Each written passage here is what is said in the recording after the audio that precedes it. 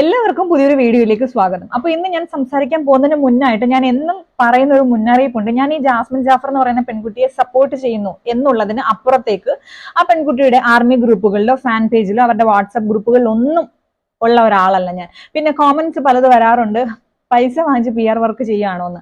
പൈസ വാങ്ങിച്ച് P R work ചെയ്യാത്ത ഒരാളായതുകൊണ്ട് പോസിറ്റീവ്സിന്റെ കൂടെ തന്നെ നെഗറ്റീവ്സ് ചൂണ്ടിക്കാണിക്കാനുള്ള റൈറ്റും എനിക്കുണ്ട്, സ്വാതന്ത്ര്യം എനിക്കുണ്ട്. ഓക്കെ, ഇന്നലെ ഒരു ഫാദറിന്റെ ലീക്കായ ഒരു കോൾ റെക്കോർഡ് കേൾക്കാനിടയിൽ കേട്ട് കഴിഞ്ഞപ്പോൾ സത്യം പറഞ്ഞ 10 മിനിറ്റത്തേക്ക് ഫുൾ ബ്ലാങ്ക് ആയിരുന്നു. അത്രമാത്രം മോശവും വൃത്തികെട്ട രീതിയിലുള്ള തെറി വാക്കുകൾ മാത്രം ഉപയോഗിച്ച് ഇദ്ദേഹത്തിന്റെ മകളുടെ സഹമത്സരാർത്ഥിയെ സംബോധന ചെയ്തുകൊണ്ട് വൈൽഡ് കാർഡ് എൻട്രി ആയി കയറാൻ നിൽക്കുന്ന ഒരു യൂട്യൂബറിനോട് സംസാരിച്ചതിന്റെ കുറച്ച് ഭാഗങ്ങളാണ് ഞാൻ ഉൾപ്പെടെയുള്ള എല്ലാവരും കേട്ടത്. ഓക്കെ, അപ്പോൾ എനിക്കൊരു ഡൗട്ട്, ഇദ്ദേഹത്തിന്റെ മകളുടെ സഹമത്സരാർത്ഥി ഗബ്രിയെ ഇത്രമാത്രം വെറുക്കാനുണ്ടായ കാരണം എന്താണ്? കാരണം നമുക്കൊക്കെ അറിയാം, ഇദ്ദേഹത്തിന്റെ മകളുമായിട്ടുള്ള കൂട്ടുകെട്ട്. അപ്പോൾ എനിക്ക് ആദ്യത്തെ സംശയം, ഈ കൂട്ടുകെട്ട് എന്ന് പറഞ്ഞാൽ എന്താ? ഒരാൾക്ക് ഒറ്റയ്ക്ക് മാറിയിരുന്ന് ക്രിയേറ്റ് ചെയ്യാൻ പറ്റിയ സംഭവമാണോ കൂട്ടുകെട്ട്? അല്ല, രണ്ടുപേർ അവരുടെ ഇഷ്ടപ്രകാരം ആ ഹൗസിനുള്ളിൽ നിൽക്കുമ്പോൾ അവർക്ക് കംഫർട്ടബിൾ ആയെന്ന് തോന്നുന്ന ഒരു വ്യക്തിയോടൊപ്പം അവർ ചെലവിടുന്നതും ആ ഹൗസിനുള്ളിൽ നടക്കുന്ന കാര്യങ്ങൾ ഷെയർ ചെയ്യുന്നതും ചിരിക്കുന്നതും സംസാരിക്കുന്നതും ഒക്കെയാണ് ഈ കൂട്ടുകെട്ടം നമ്മൾ വിളിക്കുന്നത്, അല്ലേ? അപ്പോൾ അതിൽ ഒരാൾ എങ്ങനെ കുറ്റക്കാരനാവും? രണ്ടുപേരും ഈക്വലി കുറ്റക്കാർ തന്നെയല്ലേ?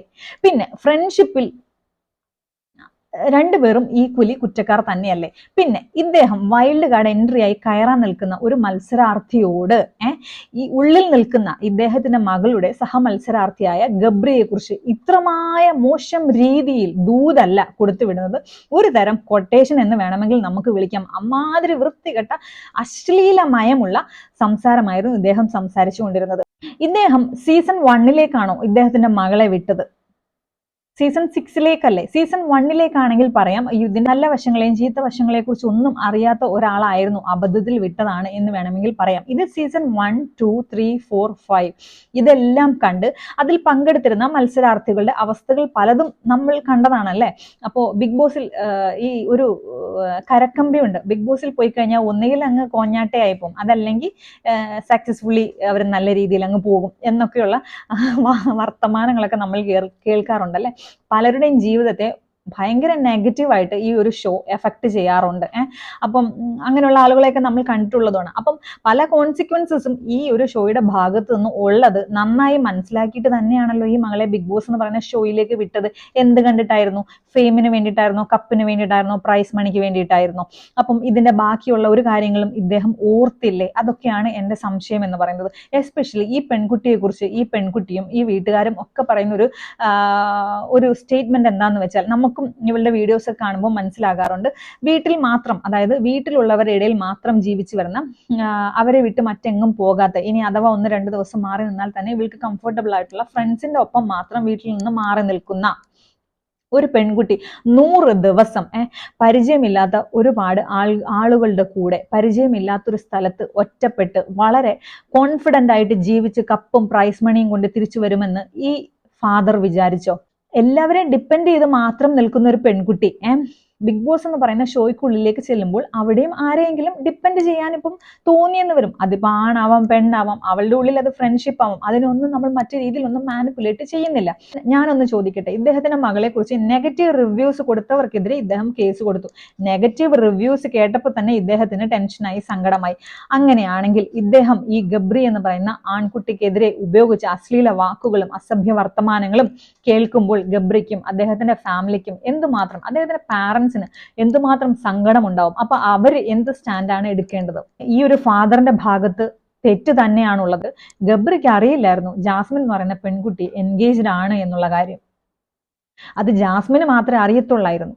അത് ജാസ്മിൻ ചിന്തിക്കണമായിരുന്നു. പക്ഷെ ജാസ്മിന്റെ ഭാഗത്ത് തെറ്റായിട്ടല്ല ഞാൻ ചൂണ്ടിക്കാണിക്കുന്നത്. അവള് ടീനേജ് കഴിഞ്ഞ ഒരു പെൺകുട്ടിയാണ്. അവൾ ഏതൊക്കെയോ സമയങ്ങളിൽ ഇതിലൊരു ഫ്രണ്ട്ഷിപ്പോ അതിനപ്പുറത്തേക്കൊക്കെ ഇവള് പോയി. പക്ഷെ അറ്റ് ദ സെയിം ടൈം അവൾ പുറത്ത് കിടക്കാൻ ശ്രമിക്കുന്നുണ്ട്. പക്ഷെ ബിഗ് ബോസ് എന്ന് പറയുന്ന ഷോ ആയതുകൊണ്ട് തന്നെ 2 സ്റ്റാൻഡ് ഒരിടത്തും പറ്റത്തില്ല, ആൾക്കാരെ പൊട്ടരാക്കാനൊന്നും പറ്റത്തില്ല. അപ്പൊ രണ്ടുപേരും ഒരുപോലെ കുറ്റക്കാരാന്ന് പറയുന്നതിനോടും എനിക്ക് വലിയ യോജിപ്പൊന്നുമില്ല. ഗബ്രി ഒന്നും അറിയാതെ ഒരു ഫ്രണ്ട്ഷിപ്പിലേക്കായി. ജാസ്മിൻ എല്ലാം അറിയാമായിരുന്നു, ചില കാര്യങ്ങൾ അവൾ ഒളിപ്പിച്ചു വെച്ചു. അതിന്റെ പേരിൽ ഗബ്രി ഒരുപാട് അസഭ്യ വർത്തമാനങ്ങളും ഒരുപാട് സൈബർ ബുള്ളിങ് ഒക്കെ കേൾക്കേണ്ടി വന്നു. ഇതിന്റെ ഒരു സത്യാവസ്ഥ എന്തായെന്ന് ചോദിച്ചാൽ ബിഗ് ബോസിനുള്ളിലേക്ക് അല്ലെങ്കിൽ ഷോയിലേക്ക് തങ്ങളുടെ മക്കളെ ഇവരുടെ പെർമിഷനോട് കൂടി ഇവർ വിടുന്നുണ്ടെങ്കിൽ വരാൻ പോകുന്ന എല്ലാ കോൺസിക്വൻസസിനെയും ഇവർ നേരിടാൻ റെഡി ആയിരിക്കും. അല്ലാതെ ഗുണ്ടകളെ പോലെ അങ്ങോട്ട് കയറാൻ നിൽക്കുന്ന മത്സരാർത്ഥികളെ വിളിച്ച് കൊട്ടേഷന് കൊടുക്കുക, അവരെ പറഞ്ഞ് മനസ്സിലാക്കിക്കണം. അപ്പൊ ഈ കയറാൻ നിൽക്കുന്ന മത്സരാർത്ഥികൾക്ക് സ്വന്തമായി ഗെയിമും പ്ലാനും സ്ട്രാറ്റജികളും ഒന്നും വേണ്ടേ?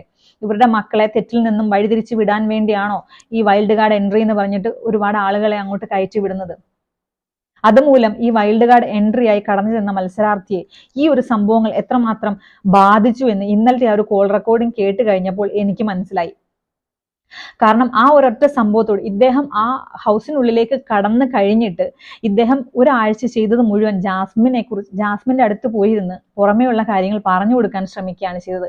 ആ സമയത്ത് ഇദ്ദേഹത്തിന്റെ പ്ലാനുകളും സ്ട്രാറ്റജിയും ഒന്നും അദ്ദേഹത്തിന് നടപ്പിലാക്കാൻ പറ്റാതെയായി. ഇടയ്ക്ക് എപ്പോഴും ശ്രീ മോഹൻലാലിന്റെ കയ്യിൽ നിന്നും ബിഗ് ബോസിന്റെ ഭാഗത്തു നിന്നൊക്കെ ശകാരം വരെ കേൾക്കേണ്ടി വന്നു. അപ്പോൾ ആ മത്സരാർത്ഥിയുടെ ഗെയിമിനെയും സ്ട്രാറ്റജികളെയും എല്ലാം ഇല്ലായ്മ ചെയ്തത് ഈ ഒരൊറ്റ ഫോൺ കോൾ തന്നെയാണ്, ഫോൺ വിളിച്ച ആള് തന്നെയാണ്. അപ്പോൾ വീഡിയോ എല്ലാവർക്കും ഇഷ്ടമായിട്ടുണ്ടെങ്കിൽ ഒന്ന് ലൈക്ക് ചെയ്യുക, ഷെയർ ചെയ്യുക, സബ്സ്ക്രൈബ് ചെയ്യുക, കോമന്റ് ചെയ്യുക കേട്ടോ. Thank you so much.